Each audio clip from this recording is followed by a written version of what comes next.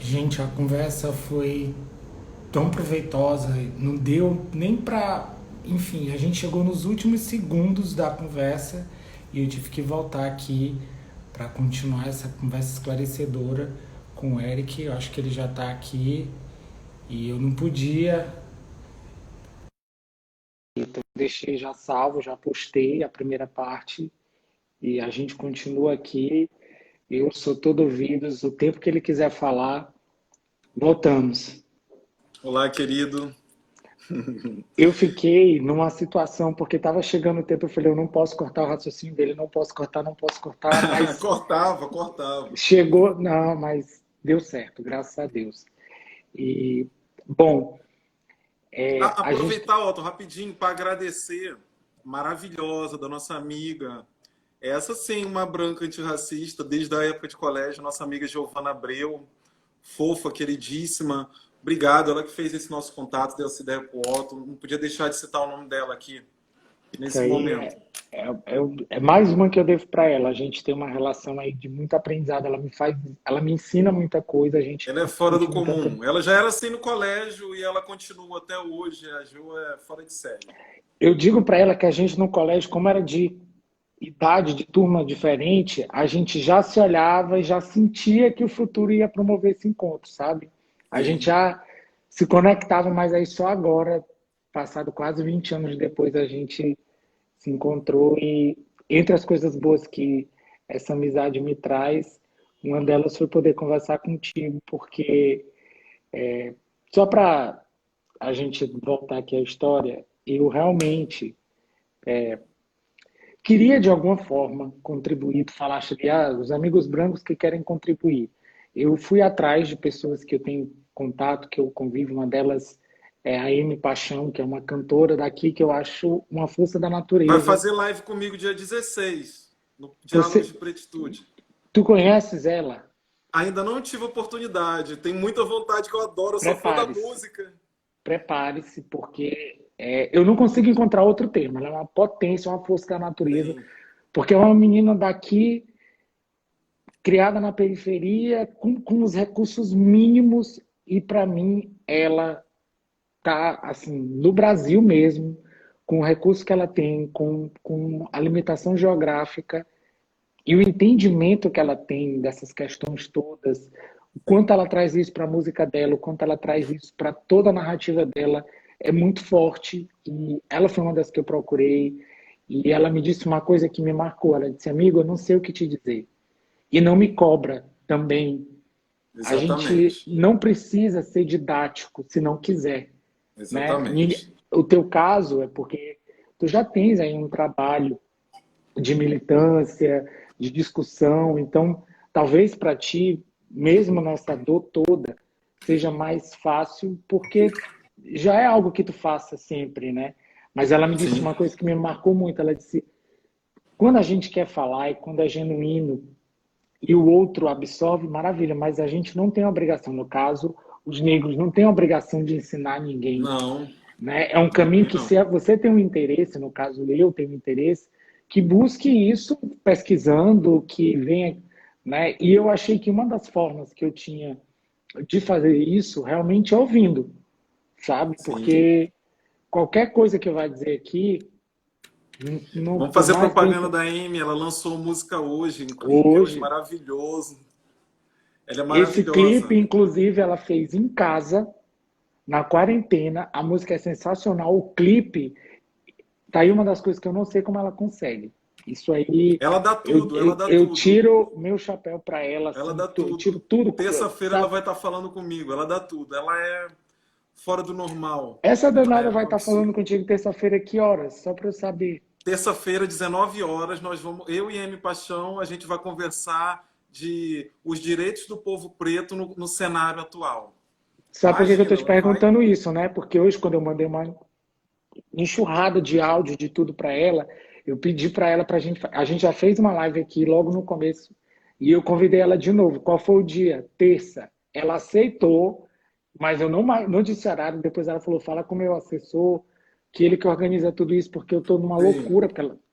Então eu já vou ter que ver se eu faço terça depois, como é que a gente vai fazer, porque ela está requisitada também. Mas é isso, eu Ah, ela é queria falar necessária, dela. Otto. Ela tem que falar, você tem que falar com ela. Eu já Ela é falei tudo. aqui e eu vou falar de novo. Eu vou marcar com ela aí essa semana. Talvez seja terça, ela faz a tua e faz a minha depois. Isso. Porque Isso. é bom que ela já vai estar toda produzida, porque tem essa história. Ela faz uma montação de Sim. estrela mesmo, Lindíssima. que ela é uma Lindíssima. estrela. Se o Maranhão Lindíssima. tem uma estrela despontando aí, uma delas é M Paixão. Até o nome da pessoa, ela já nasceu com esse nome de, sabe, o nome tá pronto, tá tudo pronto. Mas vamos Sim. voltar aqui, vamos voltar. Vamos, vamos, vamos. E é isso aqui. Daí, ó, tu estava conversando, né? Estava falando para vocês de algumas coisas de racismo. Eu estava entrando no papo da academia, né? O quanto na nossa academia a gente não tem autores negros. No meu curso de Direito e também no curso de Comunicação, a gente não tem autores negros para a gente estudar. Ou seja, aquilo que o professor Adilson Moreira, autor da tese de racismo recreativo, ele fala: nós vivemos num cotidiano em que a gente vive a vida do homem branco o tempo todo. A gente vive a narrativa do homem branco o tempo todo. Aí, rapidinho, ó, só fazer um alô. A nossa amiga Ananda Farias, queridíssima, está aqui presente na live, secretária-geral da OAB. Muito obrigado, querida, pela sua presença. E daí, Otton, quando a gente fala dessa falta de academia de autores negros, a gente percebe um racismo. Eu falo para você, daí eu vou contar uma história. Eu sou presidente da Comissão da Verdade da Escravidão Negra no Brasil, da OAB. O que é a Comissão da Verdade da Escravidão? A gente precisa contar o que aconteceu naquela época.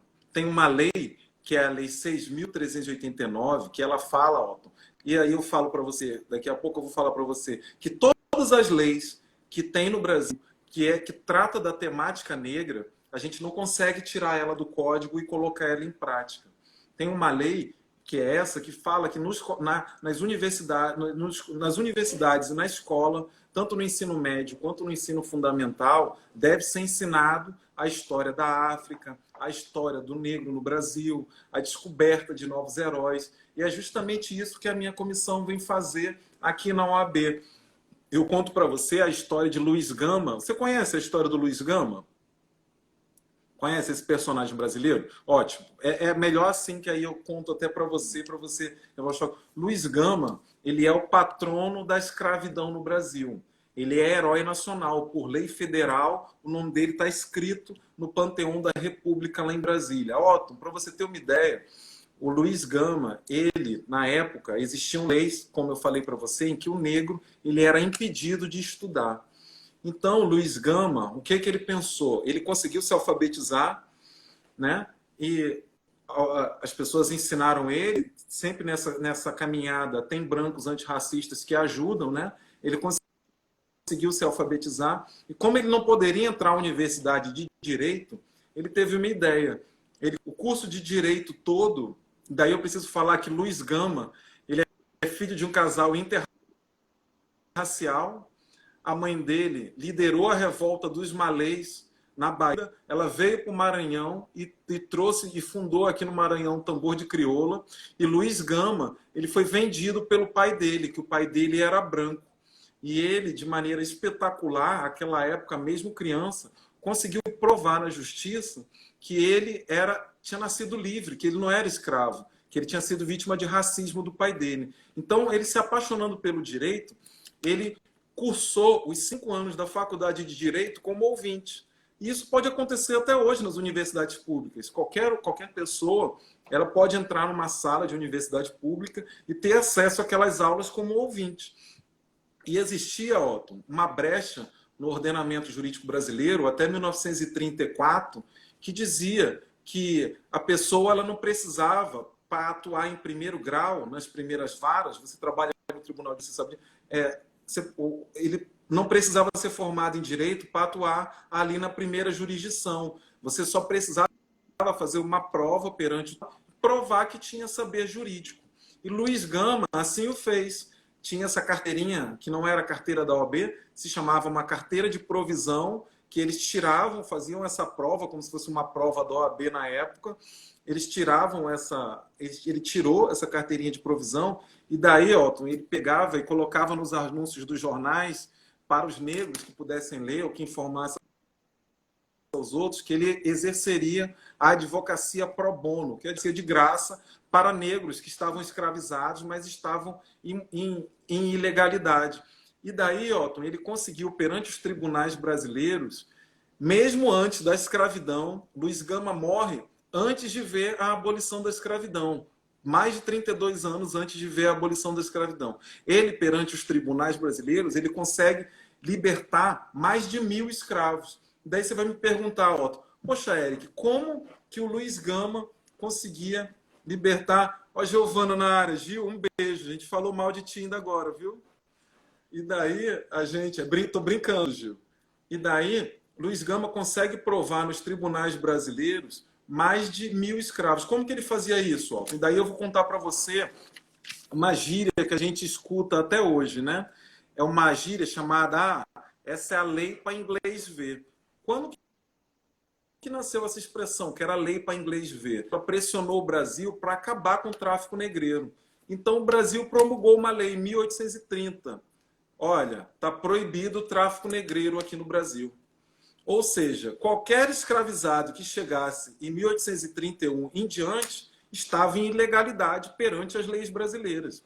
E daí o Brasil promulga, ainda muito pressionado pela Inglaterra, uma segunda lei dizendo a mesma coisa, em 1850, dizendo que estava sendo proibido o tráfico negreiro. Ora, se em 1830 já tinha sido abolido o tráfico negreiro e a média de um escravo brasileiro era 23 anos de idade, em 1853 já era para estar todo mundo livre no Brasil. Só que a gente sabe que não era isso que acontecia. O Brasil sempre, o governo brasileiro sempre praticou o racismo institucional. Então, Luiz Gama entrava no judiciário com as chamadas ações de liberdade. Era o que ele dizia. Olha, ele chegava no tribunal e mostrava, olha aqui. Daí eu falo para vocês que as crianças de 4 a 6 anos eram os escravos mais valiosos, eram que eram trazidos em grande quantidade para o Brasil. As crianças e o adolescente. Então ele pegava essas crianças e adolescentes, na sua grande maioria, e levava no tribunal, e a pessoa e o juiz via, poxa, ele não sabe nem falar português. Dá para ver que ele acabou de chegar da África. Esses escravos estão em ilegalidade. Então, a gente passa a academia toda de direito sem saber da presença de Luiz Gama. Luiz Gama, ele morreu pobre, mas exercendo a advocacia e libertando mais de 1.000 negros, mas ele, toda a ciência dele, a gente está utilizando agora, Otton. A advocacia pro bono, que é a advocacia de graça, que Luiz Gama já exercia lá no século XIX, ela só foi ser regulamentada pela OAB em 2015. O que Luiz Gama fazia de coisificação das provas, essas ações da liberdade, essa ilegalidade, essa coisa de dizer que a escravidão, se você não sabe, perante a ciência jurídica, ó, ela é um crime de lesa humanidade, ou seja, ela é imprescritível. A qualquer época, e é isso que é a minha comissão de reparação da escravidão da OAB, é a condenação do Estado brasileiro, a condenação da coroa portuguesa, a condenação da Igreja Católica, para que essas pessoas, não que paguem em dinheiro pecuniário, mas que a gente tenha e que eles façam políticas públicas de reparação para todo esse povo preto. Se hoje em dia o nosso povo está morrendo, se hoje em dia a empregada tenha o seu filho assassinado porque a patroa decidiu que aquele espaço em que ela convivia, e aí que eu falo para você que o racismo é uma tecnologia de poder, ele diz onde você pode ficar ou não, aquela criança de 5 anos, ela não poderia ficar ali naquele mesmo ambiente que ela. Tudo isso são resquícios dessa escravidão no nosso cotidiano. E daí eu falo para você, Otton, a gente não assiste, e a gente nem assistiria e nem acharia bom ver qualquer filme em que o mocinho mata, corta a cabeça, faz alguma coisa e do nada ele fala, agora eu não quero fazer mais. Agora eu fiquei bonzinho. A gente não vai aguentar ver um filme assim. A gente quer que aquela pessoa pague. A gente quer que ele se regenere. E é por isso que existe o judiciário. E é por isso que o crime da escravidão é considerado em todo o mundo, e o Brasil é signatário, tanto no direito brasileiro quanto em diversos tratados internacionais, e reconhece que o crime é um crime de lesa humanidade. Ele é imprescritível, ele não tem data para que a gente possa condenar. E para você ter uma ideia, o Estado brasileiro nunca foi condenado, nem nacionalmente, nem internacionalmente, pelo crime da escravidão. E essas comissões na OAB estão justamente juntando provas, montando relatórios para daqui, é um trabalho longo, quem sabe daqui a 10, 15 anos, a gente possa estar entrando com esse processo para que o Brasil, a coroa portuguesa e a Igreja Católica sejam condenados. Eles precisam, enquanto o Brasil não limpar essa mancha da nossa história, Otto, a gente nunca vai deixar de ser um país pobre, a gente nunca vai deixar de ser um país desigual, Otto. Porque se você for pegar a taxa de mortalidade do Covid, mata mais o negro. Quem é mais pobre no Brasil é o negro. Todas as coisas que colocam os índices econômicos, sociais brasileiros lá para baixo é a população negra. Então, se a gente quer criar um país com igualdade racial, coisa que a gente está bem longe, a gente precisa enfrentar todas essas questões. A gente não vai ser um país de primeiro mundo com o negro pobre. Os Estados Unidos, a gente só vê essa manifestação de lá porque o negro americano ele é rico. A cada 10 bilionários americanos tem um negro. Então, a gente precisa reparar, é o que a gente chama de reparação histórica. Você está vendo aí em Londres, nos Estados Unidos, eles estão derrubando estátua, e daí eu preciso falar para você, Eric, a gente tem um zumbi, sabia que a gente tem um zumbi nosso, Otto? Se chama Negro Cosme. Negro Cosme, e daí eu preciso citar um dialeto africano, para poder citar a história do Negro Cosme. Tem um dialeto africano, Otto, que fala assim: até que o leão aprenda a escrever, a história glorificará o caçador. O que isso quer dizer? Nós temos aqui no Maranhão um herói, por lei também, chamado Negro Cosme, que morava na Vila de Caxias. Negro Cosme, para você ter uma ideia, ele tinha um exército maior do que o exército de Zumbi dos Palmares. Ele tinha um exército com 20 mil quilombolas para defendê-lo, para trabalhar a questão de temática negra. Mas o governo brasileiro, na época, chamou uma pessoa que era muito importante para o exército brasileiro, que depois ele veio aqui no Brasil, esse militar do exército brasileiro, ele veio aqui no Maranhão, veio aqui em Caxias, tocou fogo em 20 mil quilombolas, Negro Cosme foi torturado, morto, enforcado, 20 quilombolas negros. Na história do Brasil é considerado o maior genocídio da história.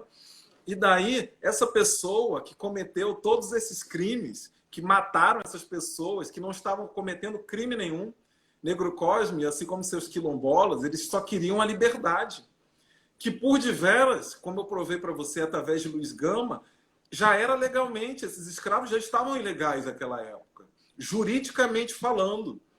Só que não existiam muitos advogados negros. Existia o Luiz Gama e talvez ele o único da história. A gente ainda precisa procurar, principalmente aqui no Maranhão. E daí esse militar que veio aqui no Brasil, e daí eu cito de novo para você, enquanto o Leão não aprender a escrever, a glorificar o caçador, esse militar que veio aqui cometeu todas essas atrocidades, ganhou o título de duque.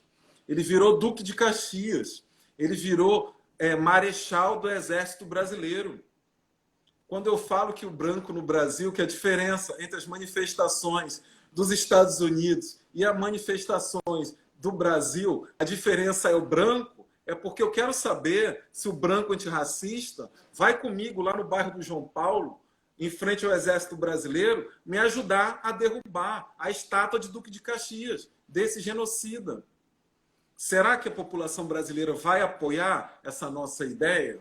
Será que a população brasileira está preparada para tirar para quebrar com essa história genocida, ou para quebrar essa nossa cultura racista? A gente teve, semana passada, eu até coloquei um vídeo no meu Instagram, quem quiser dar uma olhada, tem lá uma crítica, a gente teve o Pedro Bial defendendo, junto com a Xuxa estava defendendo um personagem dela, chamada Boneca de Piche, e o Pedro Bial estava defendendo Monteiro Lobato. Monteiro Lobato, e o Pedro Bial fala que a gente não pode julgar o Monteiro Lobato por ser racista. Para quem não sabe, os livros de Monteiro Lobato estão numa ação no STF desde 2003 para serem julgados.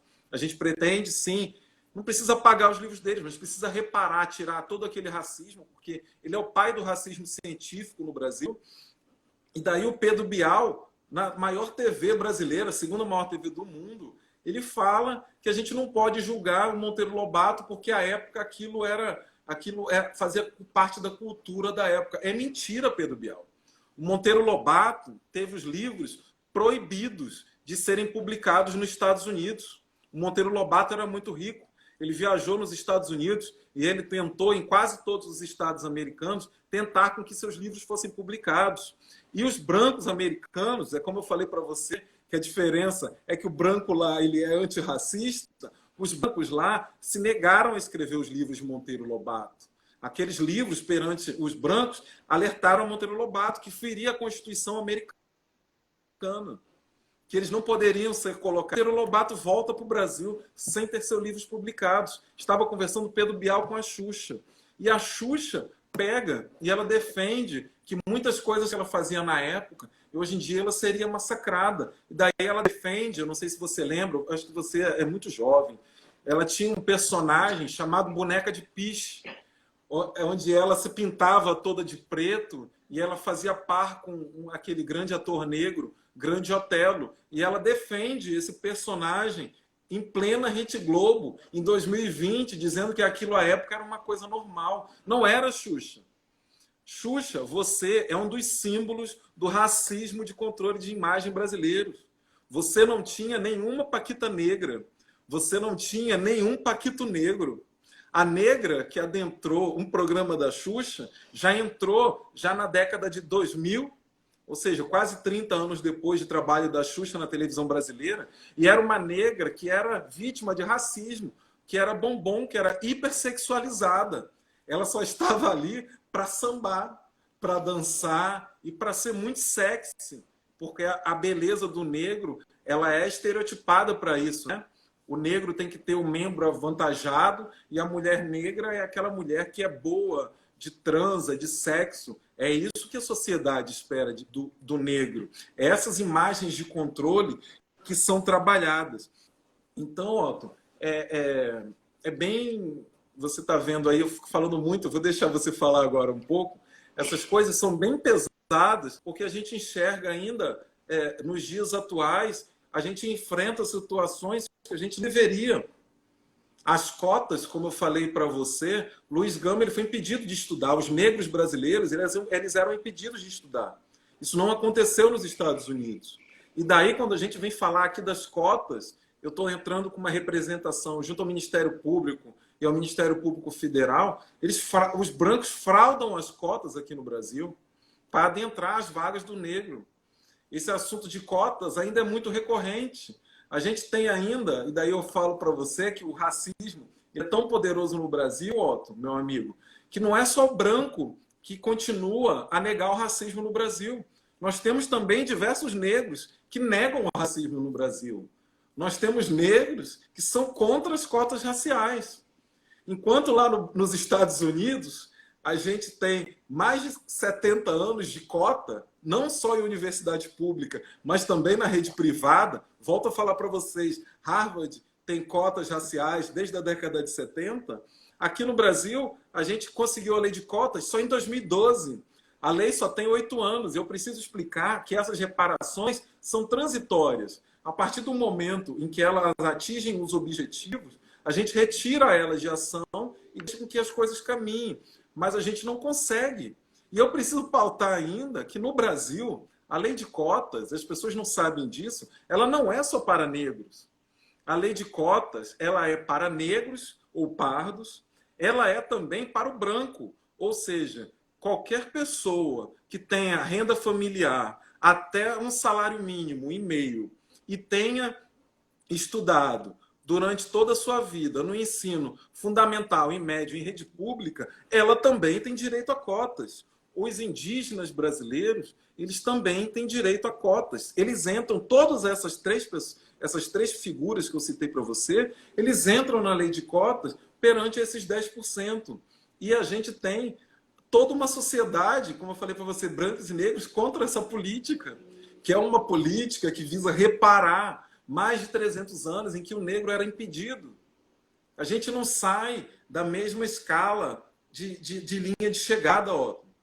Eu preciso contar para você que uma pesquisa brasileira realizada diz que somente 1% dos negros fazem parte dos grandes escritórios jurídicos brasileiros. Eu acredito que na sua área também de comunicação, eu não sei nem se chega a 1%. Porque, como eu falei para você, a gente tem, hoje em dia, Glória Maria, a gente viu aquele quadro, aquele quadro bonito, né, no Globo Repórter, com todos aqueles repórteres negros, mas eles são aqueles únicos repórteres negros que tem para trabalhar. Não tem mais nenhum outro. E se a gente for partir para as afiliadas nos estados, aí mesmo que esse número desce bastante. A gente sabe como é que são esses meios de comunicação. Se a gente for ver um filme brasileiro, parece que a gente está na Europa. Como eu falei para você, se a gente pegar qualquer filme americano, se a gente pegar qualquer série americana, ou se a gente for para qualquer estado americano e ligar a televisão, a gente vai ver que lá tem uma quantidade muito maior de negros. E os negros nos Estados Unidos, gente, também preciso passar esse dado, eles são somente 13% da população. Aqui no Brasil, nós somos 54% da população. Nós não conseguimos demandar as nossas patas, ó. Para você ter uma ideia, aqui no Maranhão, durante a pandemia, o governo federal estava querendo remover 20 mil quilombolas do território de Alcântara para colocar na rua e também 8 mil irmãos nossos quilombolas para colocar na rua, em Santa Rosa dos Pretos, em plena pandemia. É o que a gente fala de racismo ambiental. Quando a gente, o negro, quando a gente está numa área de valor, ou quando a gente está numa área que seja já nossa há muito tempo, a gente sofre o racismo ambiental, a gente tem que ser retirado desses lugares. A gente não consegue imaginar, Otto, a gente conhece os Jardins de São Paulo, você conhece Vila Madalena, a gente conhece Leblon, Ipanema, a gente não consegue imaginar o governo retirando pessoas desses lugares como eles fazem com quilombolas. E pior, de maneira ilegal. Só que hoje em dia a gente tem advogados militantes negros. Tanto a retirada de Alcântara quanto de Santa Rosa dos Pretos, a gente ganhou no judiciário, pelo menos liminarmente. Mas será que a gente vai ganhar? A gente tem um governo, um presidente atualmente, que comparou quilombola com arroba. Ele acha que nós somos animais. Eu falava para você da lei de 1824, que falava que a gente era objeto. A gente tem um presidente que pratica o hate speech, né, que é o discurso de ódio. E esse discurso de ódio, ele consegue transformar em prática, porque você tirar quilombolas que estão nos seus territórios e que por um racismo institucional ainda não têm seus documentos de posse da terra, e eu preciso dizer que as terras no quilombo, elas são de posse coletiva, não existe enriquecimento ilícito de uma pessoa ou de outra, é uma posse coletiva, é um território quilombola. Como que a gente não cuida dessas pessoas? Como que a gente não, como que esse país, ou como que o Maranhão não está pegando fogo com 28 mil pessoas em plena pandemia, que é a maior crise humanitária desde a Segunda Guerra Mundial? Desde a Segunda Guerra Mundial, ó, a gente não enfrentava uma crise humanitária tão grande. A gente vai contar para os nossos netos, para os nossos filhos, como que foi essa época. Livros e livros vão ser feitos dessa época. E a gente tinha que pautar que 20 mil quilombolas estão sendo colocados na rua para morrerem. E se essas pessoas forem tiradas das suas ruas, ó, da sua diáspora africana, do seu método de viver, do seu modo de viver, elas vão morrer. A gente não recupera um quilombo. São 23 quilombos diferentes de Alcântaras que vão ser destruídos. Mais 27 quilombos diferentes que vão ser destruídos em Santa Rosa dos Pretos. Gente, é dentro do quilombo e é dentro dos nossos terreiros que está a solução desse país. É que as pessoas, e daí eu vou deixar aqui uma dica muito interessante, o vídeo dos Portas dos Fundos, que saiu de nome Nota de Repúdio, por favor, assistam. Na minha opinião, como negro, é o maior roteiro que já foi escrito no Brasil referente à nossa causa. A gente não consegue ser ouvido. 28 mil pessoas estão sendo colocadas para a rua e a gente não consegue pautar isso na televisão todo dia. A gente não consegue sequer causar uma preocupação nos nossos irmãos brancos. Os nossos irmãos brancos, eles não vão fazer lá uma corrente, igual fazem nos Estados Unidos, em que eles criam uma primeira linha para que a polícia não venha agredir. Porque a polícia americana, ela é racista, mas aqui no Brasil ela foi criada, Otto, e daí eu trago mais um dado histórico, a polícia militar no Brasil, Otto, ela foi criada quando houve a Revolução do Haiti. O Haiti era um país que tinha uma elite branca e que massacrava 90%, aqui era 80%, lá no Haiti era 90% da população branca. E os pretos lá tomaram poder. É nesse cenário que é criada a Polícia Militar Brasileira. A Polícia Militar Brasileira, ela usa bota, ela não usa sapato igual a polícia dos Estados Unidos. Ela foi uma polícia que ela foi feita para matar negros. E daí, ó, eu preciso falar para você que quando a polícia ela entra numa favela, e na favela, ó, eu falo porque eu frequento favelas no Rio de Janeiro, frequento invasões aqui, não só mora preto. A gente sabe que tem muito branco que mora nesses lugares. Só que a bala da polícia não consegue acertar um corpo branco. Mora 50% de pretos na favela, mora 50% de brancos na favela. A bala da polícia, ela só consegue achar o corpo preto. Uma empregada doméstica, ela é obrigada a passear com cachorros na rua em plena pandemia. Seu filho não tem direito a conviver no mesmo espaço que a patroa. A patroa comete o crime de homicídio e ela chega na delegacia e ela tem a favor dela o racismo institucional, que o racismo institucional é justamente garantir o privilégio dos brancos. O branco pode matar uma criança preta, que ele vai chegar na delegacia, ele vai pagar uma fiança e vai sair. Porque vai haver ali, ó, um contorcionismo jurídico para proteger esse privilégio, que é o que a gente chama de estrutural. Tem toda uma estrutura montada.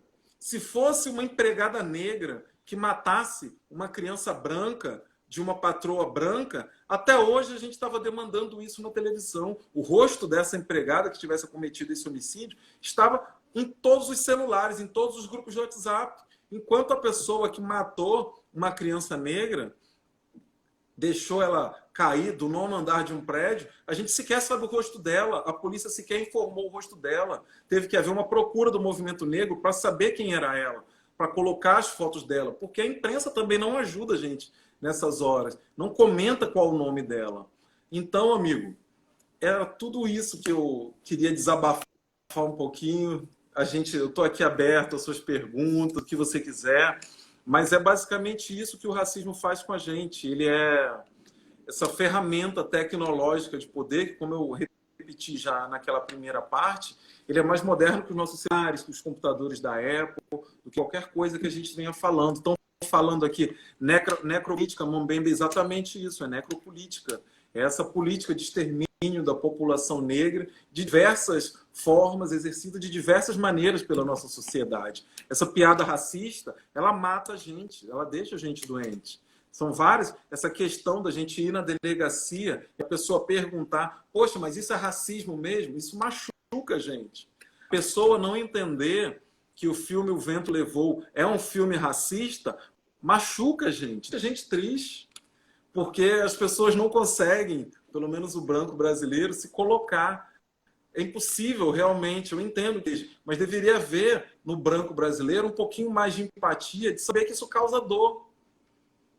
Entendeu? A gente tem toda uma dificuldade de demandar as nossas pautas durante o ano todo. Eu sou muito chamado para fazer palestra no mês de novembro, por causa que é o mês que tem o Dia da Consciência Negra. Fora os outros anos, eu faço poucas palestras. Eu não tenho a mesma possibilidade que outros colegas meus, porque quando você pensa num advogado, você já tem todo ali um controle de imagem, que é um advogado branco, de um grande escritório, muito renomado, e daí a gente não consegue adentrar nessas estruturas, e daí essa desigualdade, essa violência, esses números altíssimos no Brasil, que impedem e vão continuar impedindo que o Brasil seja um país de primeiro mundo.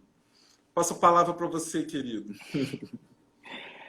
Meu amigo, olha, primeira coisa que eu tenho que te dizer é que a nossa diferença de idade é de 1 ano só, tá?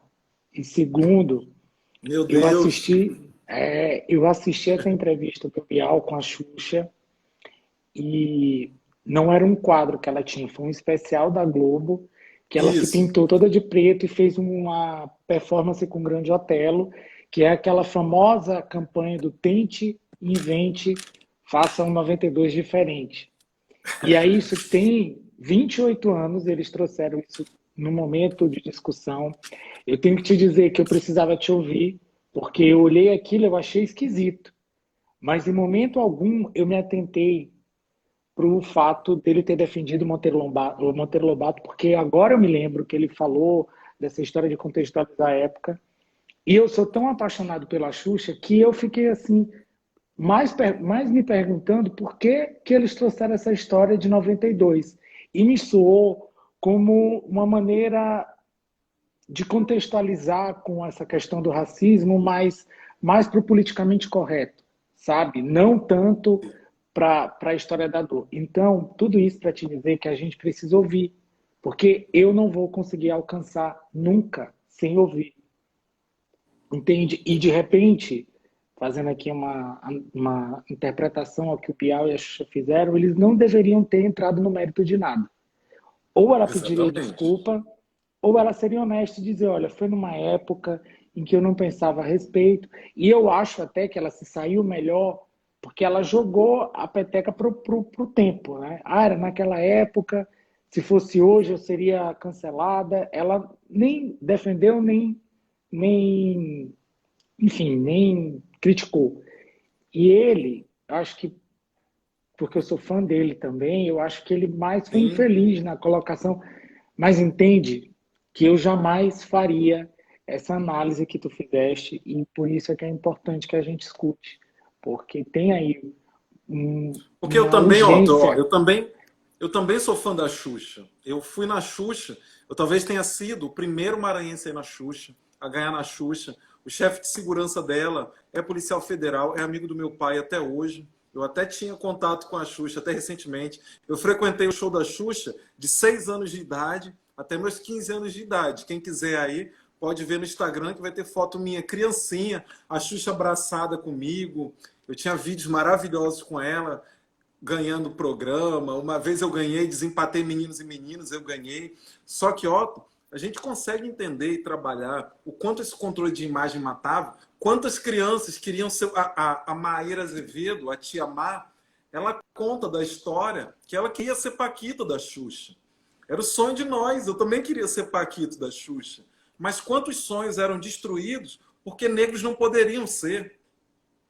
O apelido Xuxa Preta, o racismo recreativo, o crime de chamar alguém de Xuxa Preta, é justamente para fazer referência a essa coisa da branquitude na televisão, a estetização europeia. O quanto o negro não poderia frequentar aquele ambiente, igual eu falei para você. Até hoje, diversas meninas sofrem esse racismo, de ser chamada de Xuxa Preta, principalmente as crianças. Ela trabalhou, mas esse termo ainda é utilizado ainda até hoje. Então, isso causa uma mácula que a gente precisa reparar isso na história. A Xuxa tem um dever, ela tem um compromisso de fazer essa reparação. O Bial, com essa fala, ele tem um dever de ser um compromisso, porque ó, a gente não adianta, a gente, daí eu pego a fala da Angela Davis, aquela grande ativista americana, não adianta a gente ser contra o racismo. Isso não ajuda em nada, gente. Não ajuda em nada você não gostar ou você ser contra o racismo ou você dizer que não comete injúria racial. O que vai ajudar é você ser antirracista. É fazer o que os brancos americanos estão fazendo. Lá eles são 80% das pessoas no movimento. Porque lá os negros só são 13%. Se não tem o apoio dos brancos nas manifestações do George Floyd em todos os estados americanos, as manifestações não estariam acontecendo. A gente não teria uma maioria, a gente não teria esse grito todo. E é isso que a gente precisa ensinar para o branco brasileiro, que ele precisa ser antirracista, que ele precisa não se ofender quando a gente chamar ele de racista. É como eu falei para você, não é uma doença terminal. Eu não vou morrer se alguém me chamar de racista. Eu, como você, a gente vai trazer... O racismo ele é linguístico. Se a gente bater um papo e a gente ficar tomando alguns drinks, alguma coisa, a gente vai escapar uma fala racista. E o que a gente tem que fazer é acordar todo dia e lutar contra isso. Enxergar, como a Giovana falou aqui, enxergar o seu privilégio. O branco brasileiro, ele tem que primeiro reconhecer o privilégio dele branco. Seja na área de comunicação. A gente conhece colunista social negro que trabalha em festas sociais negros na televisão ou nos grandes jornais brasileiros. Não existe. Se a gente for pegar o Instagram de grandes colunistas sociais, e daí eu trago para a minha área também, de grandes advogados brasileiros, não tem também grandes advogados brasileiros negros. A gente não tem, a gente só teve um representante negro no STF, que foi o Joaquim Barbosa. Mas agora a gente também já não tem mais nenhum, tanto no Superior Tribunal Federal quanto no Superior Tribunal de Justiça. Não existem negros. A gente tem pouquíssimos desembargadores negros. A gente tem pouquíssimos juízes negros. Então, tudo isso vai causando um racismo institucional, até porque esses poucos negros, que é aquele que a gente conversou, que você falou, que parece que estão ali cumprindo cota, eles acabam entrando num processo de embranquecimento, Otto, porque é aquilo que a gente falou. Se a gente for frequentar um restaurante chique, um hotel chique aqui de São Luís, jamais a gente vai ter 76% de negro no local. Então, o negro que participa e que alcança essas grandes categorias, ele acaba sofrendo um processo de embranquecimento que ele esquece até que ele é negro. Ele esquece suas raízes. Ele não convive mais com negros. Ele convive só com a branquitude, que faz parte ali da elite brasileira. Então, talvez, quando ele for tratar de cotas ou de coisas a nosso favor, ele é o primeiro a reprimir. Quando eu falo para você que é uma guerra, o racismo, além dele criar o auto-ódio, ele cria uma guerra muito famosa no Brasil, que é negro contra negro. Isso é uma tática racista. Nós, negros, a gente tem que entender que nós não somos nem de esquerda, nem de direita. Todas essas leis que eu falei para você, elas começam na monarquia, ela passa para a república, ela passa por uma república sem voto direto, depois ela passa por uma república com um presidente eleito civilmente, mas não democraticamente, e depois a gente tem, em 90, a primeira eleição direta no Brasil com o nosso voto para presidente. E durante todos esses governos, tanto governo de direita quanto governo de esquerda, as nossas pautas não foram abraçadas por nenhuma corrente. A Sueli Carneiro fala que nós, negros na política, não somos nem de direita nem de esquerda, nós somos pretos. Nós queremos pautar as nossas demandas. Para você ter uma ideia, um estado como o Maranhão, 76% de negros, a gente tem um deputado federal negro, que é o Bira do Pindaré, e a gente tem um deputado estadual negro, que é o Zé Inácio, que são autodeclarados. Todo deputado ele precisa preencher um formulário e declarar a lei sua raça. E a gente não tem nenhuma mulher negra deputada federal e nenhuma mulher negra deputada estadual. E também a gente não tem mulher negra vereadora. Essa situação é alarmante, porque quando a gente precisar de defesa, quem vai demandar nossas pautas? A gente chama a população negra no Brasil de minoria. Nós não somos minoria, nós somos maioria. Só que quando se trata de representatividade, daí a importância da representatividade, daí a importância de você conversar com a Fogo, de você conversar com a Amy Paixão, de você conversar comigo, é que a representatividade, a gente está empretecendo as suas lives.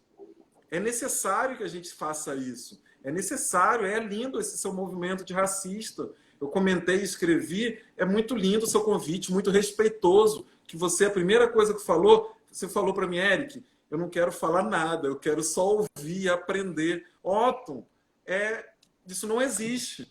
Entendeu? Chegou até quase me emociono. Isso não existe. Não vai ser qualquer branco que vai chegar para mim e vai falar assim, poxa, você falou que eu sou racista, eu quero te ouvir, eu quero te aprender. Por que eu estou sendo racista? Isso não acontece na nossa sociedade. E é justamente que a gente está aqui, para mudar essa chave. Essa tensão racial, se a gente não tratar dela, ela vai chegar num momento de incompatibilidade, vai haver um momento de insurgência, um momento de guerra civil, um momento tenso, como está acontecendo nos Estados Unidos.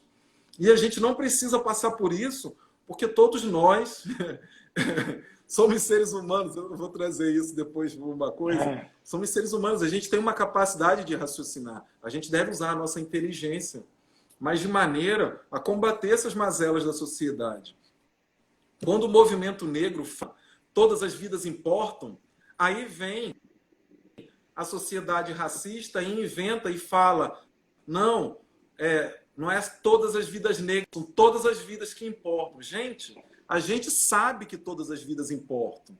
Óbvio que todas as vidas importam. Só que as vidas que vão morrer com o joelho no pescoço ou sendo jogada do nono andar de um prédio, uma criança, Porque na minha época, ó, eu vou fazer...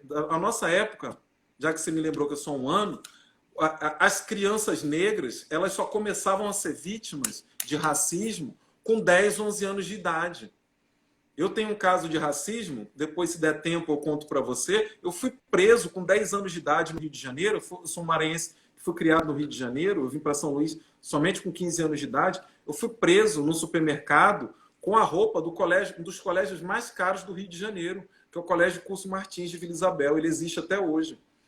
E eu fui preso, eu estava com vários amigos meus brancos, só eu tive minha bolsa revistada. Depois eu conto desse caso. Então, e falando do Olha, eu vou ter café, que te interromper porque a gente vai ter estourou, que né? marcar uma outra live.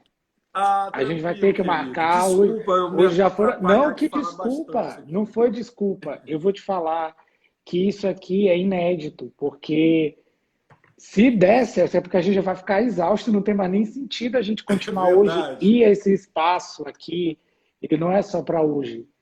Esse entendimento, eu quero aproveitar sim essa leva, esse momento de clamor, de calor, da discussão, mas é muito claro para mim o entendimento de que isso deve continuar por muito tempo, porque existe sim o exercício de meia-culpa, não o Otton. As pessoas têm que entender que não é o branco Otton, a branca fulana de tal, é o conjunto da obra. E que a gente não vai, Exatamente. claro, ser apedrejado na rua e nem vai ter que pagar por um débito histórico. Mas o que, que a gente tem que Exatamente. fazer? É de agora para frente tentar fazer alguma coisa para ajudar nesse movimento. Entendeu? É ser antirracista, é entender, é ouvir, ouvir, ouvir, ouvir. Eu fico batendo nessa tecla porque quanto mais eu ouço, mais eu entendo que eu não sei nada. E aí Sim. eu vou coordenando as ideias, eu vou percebendo como é que as coisas acontecem nas, nas sutilezas ou não sutilezas, né? Porque acho que nem é sutil, é tão brutal. E eu fico muito feliz que tu tenha te sentido à vontade para falar. Eu agradeço aqui imensamente. Vou falar aqui o que ouvi aqui, ouvi não, li várias vezes. Foi uma aula e a gente tem que ouvir mesmo. E muito obrigado, Eric, de verdade, por esse momento. Acho que Imagina, eu que agradeço. enriquece muito minha narrativa. Eu nem que eu estudasse 10 anos, eu não traria jamais uma fala tão orgânica, tão necessária, tão, sabe? E é uma linguagem que abraça, é uma linguagem que a gente tem que entender qualquer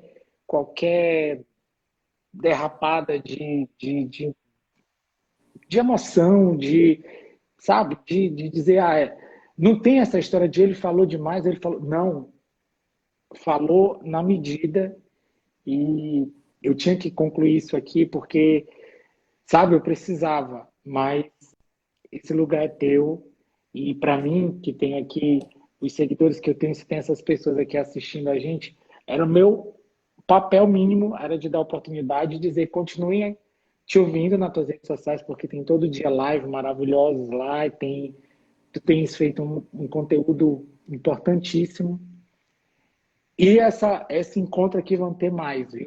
Isso aqui já é um caminho sem volta. E é isso, muito obrigado por tudo. Eu te confesso mais uma vez, eu não tenho muito. Eu fico com medo das palavras, por esse entendimento de que é tudo tão sofisticado que a gente tem que parar, se recolher a nossa insignificância e ouvir. E é isso, meu amigo. Meu amigo, muito obrigado. Passar essa pandemia, você está me devendo um abraço, um bate-papo, a gente parar em algum restaurante aí, para me agradecer essa oportunidade, para a gente trocar mais ideias, para a gente lembrar da nossa época de colégio e, claro, para eu poder dar um beijo e um abraço em você. Tá bom? Combinado de já. Combinadíssimo. Obrigado, obrigado todo mundo. Muito, muito Obrigado, amigo. obrigado. Foi muito especial Obrigado mesmo. mesmo. Muito especial. Muito, muito, muito, muito. Obrigado, querido. E um Obrigado. abraço, boa noite para todo mundo e até a próxima. Tchau, gente. Obrigado.